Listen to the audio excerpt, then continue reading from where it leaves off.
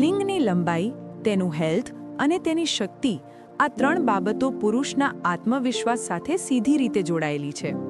પરંતુ હકીકત એ છે કે દરેક પુરુષને જે દેખાય છે એ હંમેશા રિયલ નથી હોતું. ઘણીવાર તાણ, બ્લડ સર્ક્યુલેશનની કમી અથવા ખોટી લાઇફસ્ટાઇલના કારણે લિંગમાં કઠોરતા અને લંબાઈની નેચરલ ક્ષમતા ઘટી જાય છે. પણ સારા સમાચાર એ છે કે જો તમે યોગ્ય રીતે થોડી એક્સરસાઇઝ, મસલ સ્ટ્રેન્થ અને બ્લડ ફ્લો પર કામ કરો તો લિંગ વધુ હેલ્ધી અને દેખાવમાં લાંબુ દેખાય. ચાલો હવે વાત કરીએ એવી 5 કુદરતી એક્સરસાઇઝની જે લિંગમાં બ્લડ ફ્લો વધારીને તેને મજબૂત અને એક્ટિવ બનાવે છે. સૌથી પહેલાં સમજો કે લિંગની અંદર 2 મુખ્ય મસલ્સ હોય છે, પ્યુબોકોક્સિજિયસ અને ઇશિયોકેવર્નોસિસ. આ બંને મસલ્સના કંટ્રોલથી ઇરેક્શનની ક્વોલિટી અને ટાઈમ બંને સુધરે છે.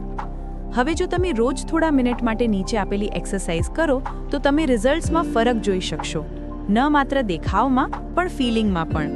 પણ તે પહેલાં જીયુ જ્ઞાનને સબસ્ક્રાઇબ કરવાનું જરાય ન ચૂકશો. સૌપ્રથમ કીગલ એક્સરસાઇઝ. આ એક્સરસાઇઝમાં તમારે એ મસલ્સ ટાઈટ કરવી પડે જો તમે યુરિન રોકતા વખતે વાપરો છો. તે મસલને 5 સેકન્ડ માટે ટાઈટ રાખો, પછી રિલેક્સ કરો. આ રીતે 10 થી 15 વાર કરો. ધીમે ધીમે સમય અને રિપીટેશન વધારતા જાઓ. આ લિંગને બ્લડ રિટેન્શન ક્ષમતા વધારે છે, જેના કારણે ઇરેક્શન વધારે સ્ટ્રોંગ બને છે. બીજી ખૂબ અસરકારક ટેકનિક છે જેલ્કિંગ. આને લિંગ મસાજ ટેકનિક પણ કહે છે. લિંગને થોડીવાર ગરમ પાણી કે ટુવાલથી હળવું ગરમ કરો, પછી અડધી ઇરેક્ટ સ્થિતિમાં થંબ અને 4 ફિંગરથી મૂળથી ટીપ તરફ ધીમે ધીમે દબાવ કરો. ધ્યાન રાખજો, દુખાવો ન થાય એટલું જ દબાણ. રોજના 10 મિનિટ આ કરવાથી બ્લડ ફ્લો સુધરે છે અને કોશિકાઓ વધુ લવચીક બને છે. ત્રીજી એક્સરસાઇઝ છે સ્ટ્રેચિંગ. લિંગને હળવેથી આગળ, ડાબે, જમણે ખેંચો, દરેક દિશામાં 10 થી 15 સેકન્ડ સુધી. આ નસોમાં લવચીકતા લાવે છે, જે ઇરેક્શન દરમિયાન વધુ ફૂલાવાની ક્ષમતા આપે છે. ચોથી વાત, પેલ્વિક થ્રસ્ટ્સ. યાદ છે જિમમાં કરાતી હિપ થ્રસ્ટ? એ જ ટેકનિક લિંગના મસલ્સને મજબૂત બનાવે છે. પીઠ પર સૂઈ જાઓ, ઘૂંટણ વાંકા રાખો અને પેલ્વિસને ઉપર ઉઠાવો. 15 થી 20 વાર રિપીટ કરો.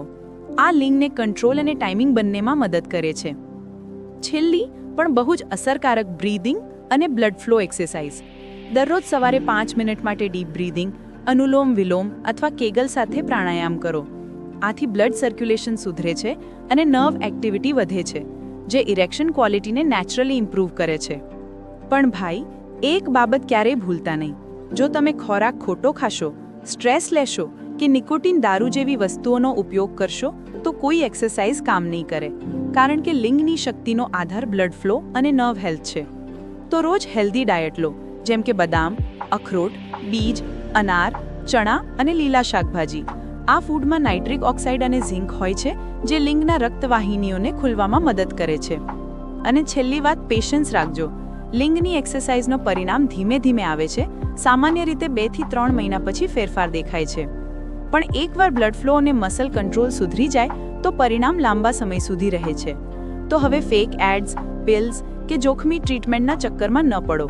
કુદરતી રીતે તમારી શક્તિ, લંબાઈ અને આત્મવિશ્વાસ પાછો મેળવો. એ જ સાચું પુરુષાર્થ છે.